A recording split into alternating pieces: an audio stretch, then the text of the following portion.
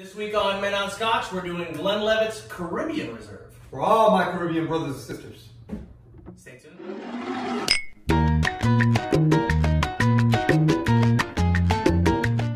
So this week on Men on Scotch, it's a really nice, interesting twist on the Founders Reserve. Basically, Glenlivet gave us a non-age statement, entry-level Founders Reserve, finished In a rum cask. Yeah. So, yeah. This is, essentially, they took Founders Reserve, they aged it in a rum cask, bottled it, and as you can see from the level that it's on, we pretty much enjoyed it. Sure. Yes. I like it because the flavor profile here is phenomenal. Yeah. This is something, in my opinion, that you can do for mixed drinks, you can do for traditional Scotch, you can do on the rocks. It's a very functional Scotch. It's not a very serious, it's a very fun Scotch. Yep. And it has rum. Yeah. Look, this is... Can you go wrong with that? No, here's the thing. The other Scotches that come to mind that are finished in rum casks, for example, Balvenie, but that's like, I believe, 16 years old. Tell me down below if I'm wrong, but I know it's Balvenie. I just don't know what year it is. I don't remember exactly. But that is a much higher priced Scotch. Right. And then now when we go into the land of bourbon, for example, Angel's Envy comes to mind. Oh, Angel Rye cask, finished in rum. It is phenomenal. One day, pricey. Yes. So this is right here at a $35 to $40 price point, which is perfect because that's where most entry-level Scotches are starting off, unless you're doing the bargain basements, which tune into that video. We also did a video on bargain basement Scotches. But this is actually at the perfect price point to where it's not going to break the bank. You can drink it instead of Founders Reserve if you want to just come home and have a nice, shot of Scotch or whatnot, or if you're having a party and you want to introduce it. It's great because Scotch enthusiasts, like if you're having a party, the Scotch enthusiasts are going to get a kick out of the little twist that it has with the Caribbean taste. Those who are not Scotch enthusiasts, they just like getting drunk, which is great. We don't discriminate. Those will also enjoy it because they can do Mai Tais with it. You can do different type of mixed drinks. So it's very, very functional, very, very flexible. It lends itself to do a lot of things. Here's another thing you got to look at. Flounders Reserve, if I can say Flounder, yes, just like from area. Correct. It's a whole new bro. It's if you do Glenlivet Founders Reserve, the flavor profile is, I don't want to say boring, but it's a little. It's entry level. Entry level. It's not very deep. Right. You got a certain typical Scotch taste, and that's it. Right. Kind of like that's where it is. This gives you another avenue to enjoy a Scotch, right? It gives you another flavor profile to kind of enjoy. Wow, this is kind of neat. This is kind of new, at an affordable level. Correct. And that's phenomenal. That's fantastic. I think Glenlivet really did something special with this. I think it knocked it out of the park with this. Yep. It's by all means, I'm not saying that this is a 21-year-old whatever Scotch, but flavor profile for the price point, entry level, phenomenal. I think it's yes, I agree. Let's shut up and drink. I'm glad you got the message. It's easy. All right, we're gonna do a little bit there. That's not a little bit. Who cares? Go ahead. I don't want to. Yeah, boy. Look at that. Okay. All right. Yeah. There we go. Yeah, this is what I want. Oh, you don't want it, but you did. Oh, that's okay. On the nose, ooh. Sweet. You know what I'm getting? Butterscotch. Yeah, like a toffee butterscotch. Scotch. Yes. Definitely. I agree. Sweet. Very sweet. Flour. Vanilla. Yep. I mean, light hints.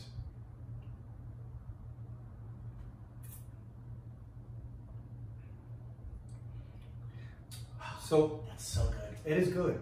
I get the first hint of the Founders Reserve, kind of just that taste, right? That first entry, like bam. Yeah, but then it's like, hold on. Hold on, I got something else for you. I'm gonna give you the sweetness of it. So it's great. This reminds me of there's Zacapa rum and those other rums where those rums that are basically 23-year-old age. The 18 is a very sippy, not as sweet, but gives me that avenue if you see where I'm going. Right. Oh my gosh. It's so good. It's almost gone. Why is it almost gone? Why is the rum gone? It's easy to drink. You're right. No bite. No bite. Sweet.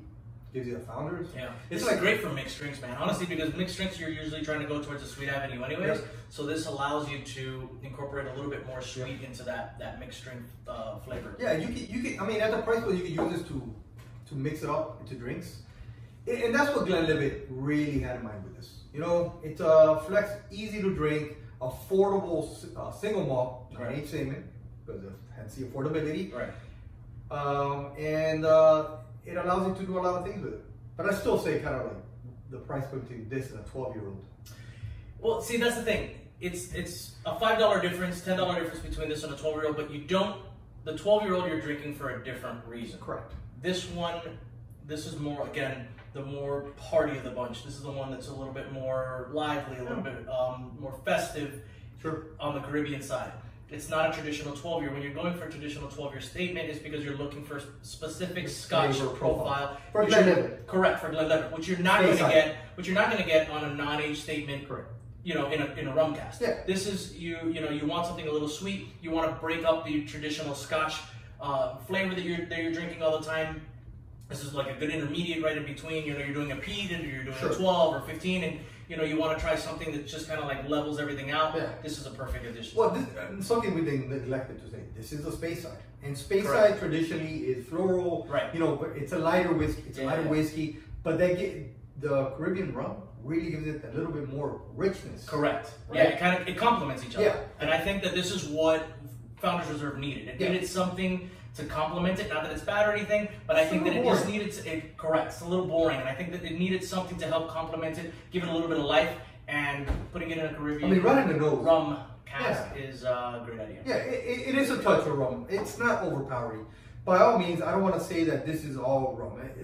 Basically, and I don't know this to be true, but just by tasting it, I feel like they got 2 barrels of Founders. Right. They got 1 barrel of Founders aged in rum cask. Right. They mix it together. Yeah. So it kind of gives you that idea, you know, just a lighter touch. Correct. It's a light touch. It's not heavy. It's just a hint. It's a hint, but it's if you were to try this next to Founders Reserve, you'll immediately tell the difference between the two, and I think that that's what they're going for. They want you to be able to distinguish this as a completely different type of Scotch, and they hit it right on the nose. Yeah, like I don't know what rum they use. They could have come Puerto Rico, could have gone Dominican Republic. Right. It could have come from Wisconsin. Yes.